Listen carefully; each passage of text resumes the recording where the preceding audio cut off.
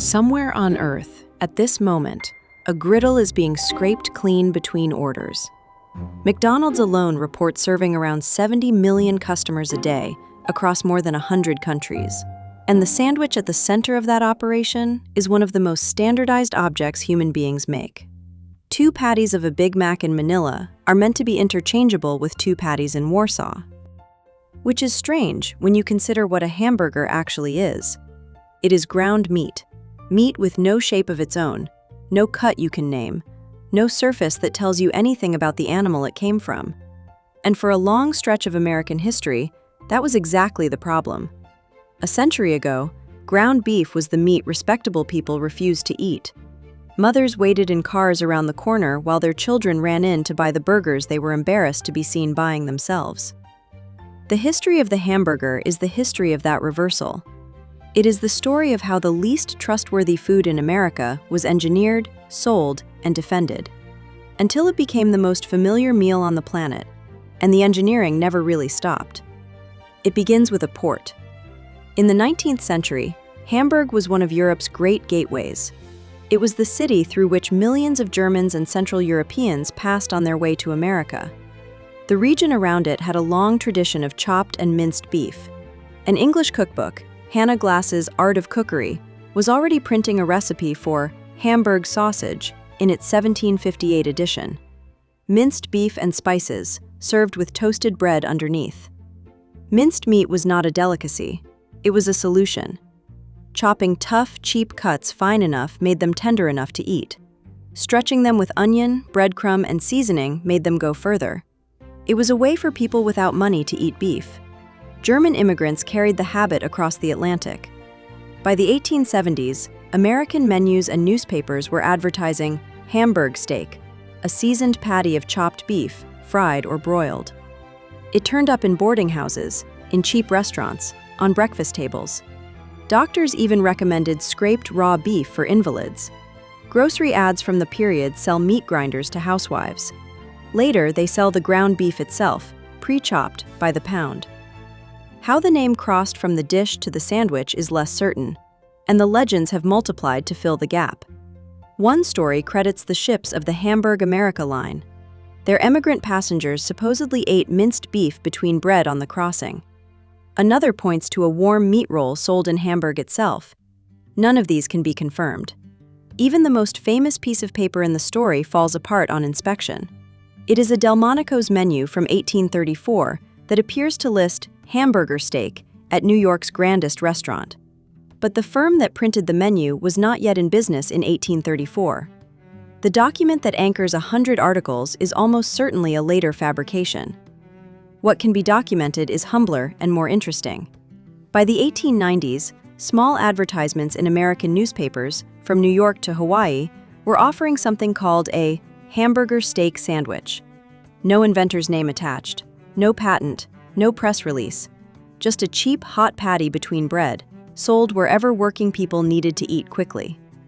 That detail matters, because the question everyone asks, who invented the hamburger, has consumed enormous energy and produced no answer. Wisconsin says it was Charlie Negreen. He was a 15-year-old selling food at the Seymour Fair in 1885, who flattened his meatballs between bread so customers could walk and eat at the same time. New York says it was Frank and Charles Menches. They were sausage vendors at the 1885 Erie County Fair in the town of Hamburg, who switched to ground beef when pork ran short. Oklahoma points to Oscar Weber Bilby and a backyard grill in 1891. Texas champions Fletcher Davis, a lunch counter cook from Athens, who reportedly served ground beef sandwiches in the late 1880s. Connecticut has Louis Lassen, a Danish immigrant whose New Haven lunch wagon still operates today. It dates its first hamburger sandwich to 1900. Almost all of these claims share the same weakness. They were first asserted decades after the fact, by the inventors themselves or their descendants, and they came with no contemporary documentation. Negreen did not publicly claim the invention until 1937, more than 50 years later. His story changed in the telling. Meanwhile, those 1890s newspaper ads show the sandwich already circulating. The famous origin stories were still waiting to be invented. The honest conclusion is that the hamburger has no inventor. it has conditions. In the 1880s and 1890s, America was industrializing. Factory shifts, streetcars, and fairground crowds created millions of people who needed hot food. Food they could hold in one hand, eat standing up, and finish in minutes. Ground beef was the cheapest meat available. Bread made it portable. Under those conditions, the sandwich was less an invention than an inevitability. It was arrived at independently by cooks who never heard of one another. What the burger lacked was a debut. It got one in the summer of 1904 at the World's Fair in St. Louis. There, a reporter for the New York Tribune described a new sandwich called the Hamburger as the innovation of a food vendor on the fair's midway. 20 million visitors passed through that fair. Many of them went home having eaten their first hamburger. Behind the cheap patty stood an enormous machine. The Union Stockyards had opened in Chicago in 1865. It was a square mile of pens and slaughterhouses that turned the city into the meat counter of the continent. In the 1870s and 1880s, packers, led by Gustavus Swift, solved the distance problem with the refrigerated rail car. This meant cattle could be killed in Chicago and sold as fresh beef 1,000 miles away. Inside the packing plants, carcasses moved past lines of workers on overhead trolleys. Each man made the same few cuts all day. Henry Ford later wrote that the idea for his moving automobile assembly line came in part from watching that system. The disassembly of animals inspired the assembly of cars. This machine made beef cheap. It also made grinding profitable, because grinding was where the scraps went. Trimmings, odd cuts, the pieces no butcher could display. All of it could be turned into saleable meat. That was the hamburger's economic foundation. It was also its vulnerability. Once meat is ground, nothing about its appearance can tell you what it was. In 1906, Americans found out what it sometimes was. Upton Sinclair, a young socialist writer, had spent weeks inside Chicago's packing district researching a novel about immigrant workers. The Jungle was meant to be a book about labor, about men and women broken by the industry.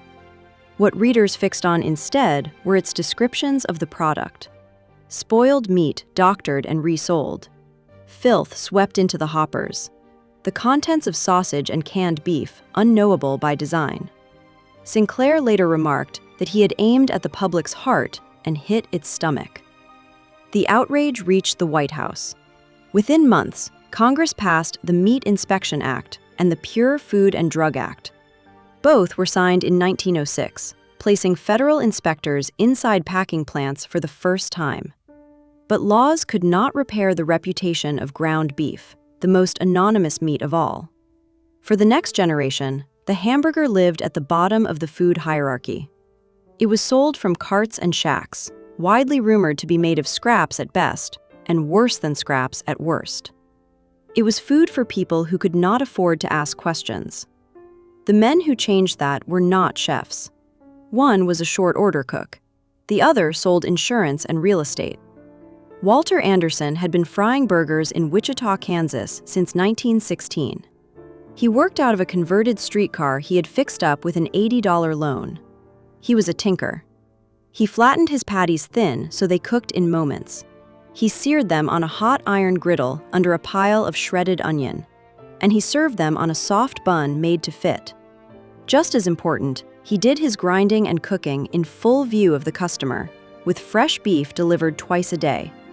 People could not trust ground meat they could not see, so Anderson let them see it. By 1921, he had 3 stands and wanted a 4th.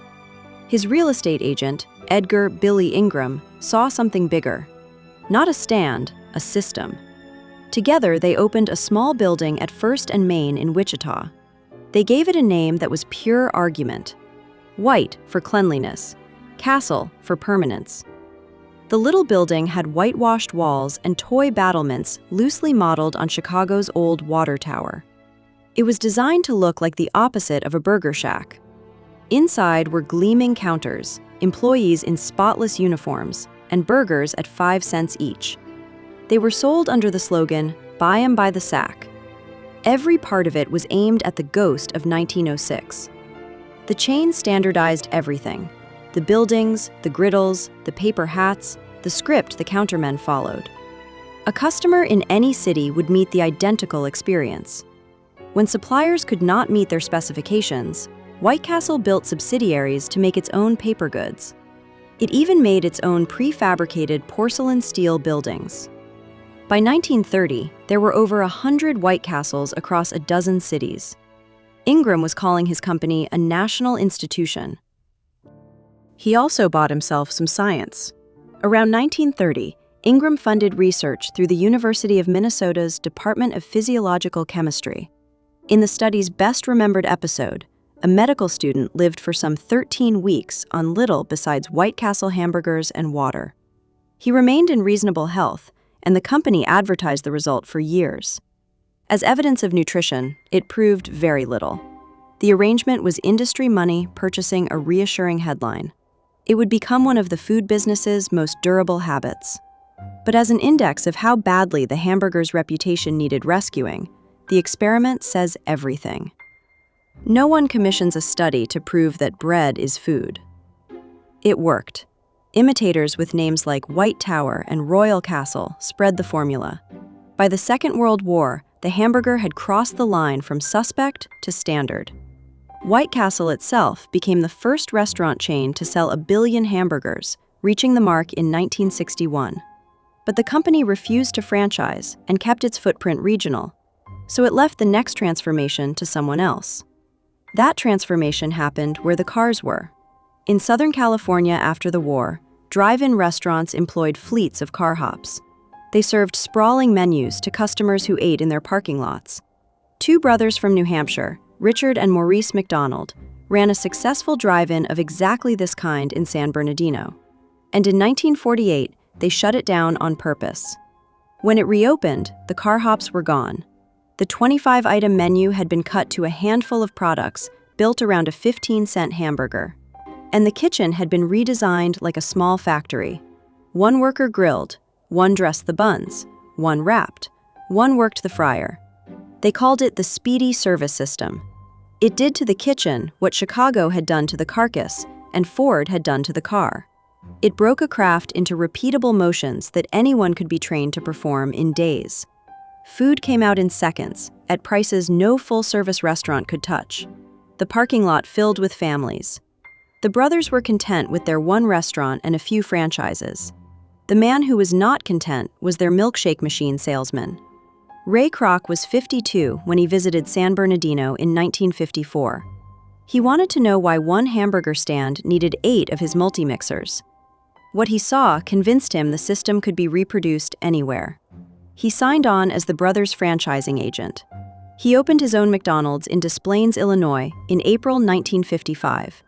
And he began selling franchises with a discipline the industry had never seen. In 1961, Kroc bought out the McDonald brothers entirely for $2.7 million. The burger's future left San Bernardino for good. What followed was less a food trend than an export of method. Burger King, Wendy's, and hundreds of imitators adopted the same logic. Limited menus, franchised ownership, and industrial kitchens. Together, they restructured American agriculture behind them. They demanded beef, potatoes, and buns in uniform, continental quantities. Eating out, once an occasion, became an errand. If the hidden machinery behind everyday foods is the kind of story you want more of, subscribing is the simplest way to follow the series.